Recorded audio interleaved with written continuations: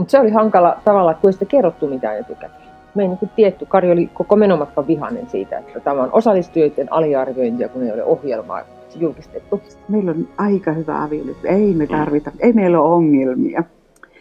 No mä ainakin ajattelen, että me osataan keskustella niin hyvin jo kaikista maailman asioista.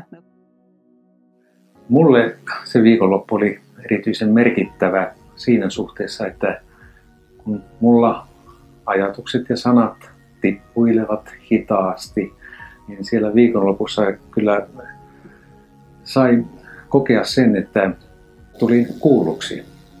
Viikonloppu oli niin henkilökohtainen. Mutta mä tykkäsin niin kuin tavasta työskennellä, että ensin oli niin kuin joku alustus, sitten me sen jälkeen työstettiin niin kuin keskenämme. Minäkin tykkäsin siitä, että mun ei tarvinnut itse huolehtia niin kuin mistään käytännön järjestelyistä. Että sai ihan heittäytyä siihen, että joku muu on nyt miettinyt nämä käytännön asiat. Siitä, että kukaan ei antanut mulle ohjetta, tee näin tai tee noin, vaan se ennen kaikkea harjoiteltiin työkalun käyttämistä, jota sai sitten soveltaa itse ihan niin kuin halusi. Kyllähän se viikonloppu oli meille käänteen tekevä kokemus. Että me ollaan molemmat tämmöisiä järki-ihmisiä, asiallisia. Ja kyllä tunteita on, mutta ne on ehkä vähän kuitenkin taka-alalla alisteisessa asemassa. Ja viikonloppu kolahti siinä kohtaa tosi lujasti. Ei kriisit ole loppunut, mutta kyky kriisien käsittelyyn on lisääntynyt. Jotakin niin syvää murtu meidän väliltä. Sellaista, mikä oli kuitenkin ollut niin kuin pikkuhiljaa hiipien tullut siihen väliin.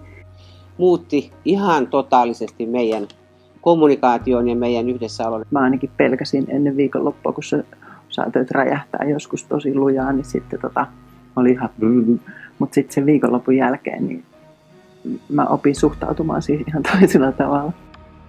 Palasin sinne työmaalle maanantai-aamuna ja katsoin, että tekemät työt on tuossa semmoinen pino. Ja mä nausin, että te olette pieni haaste. Ja sitten se paperi alkoi lentää. Ymmärsi vähän itseään enemmän ja ymmärsi sitten toista.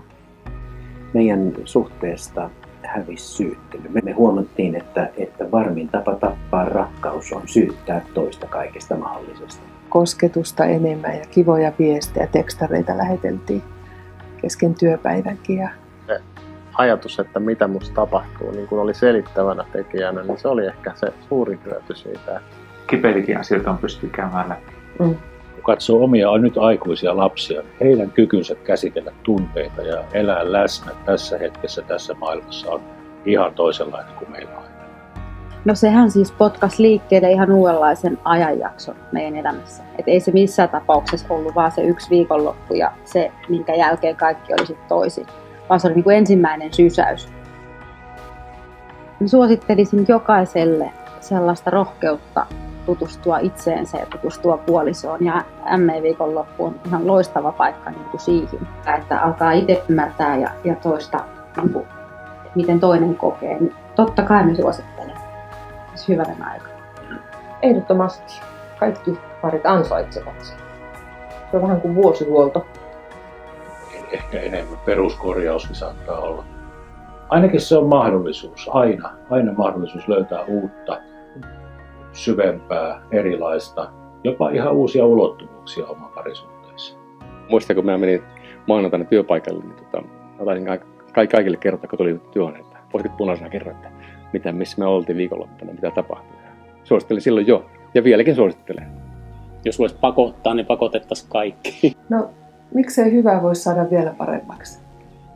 Ja sitten se on kasvun matka, se on kasvun mahdollisuus. Siis se on semmoinen sytyke itse kasvuun ja myöskin suhteen kasvamiseen, että sitä ei kannata jättää olla käyttämättä.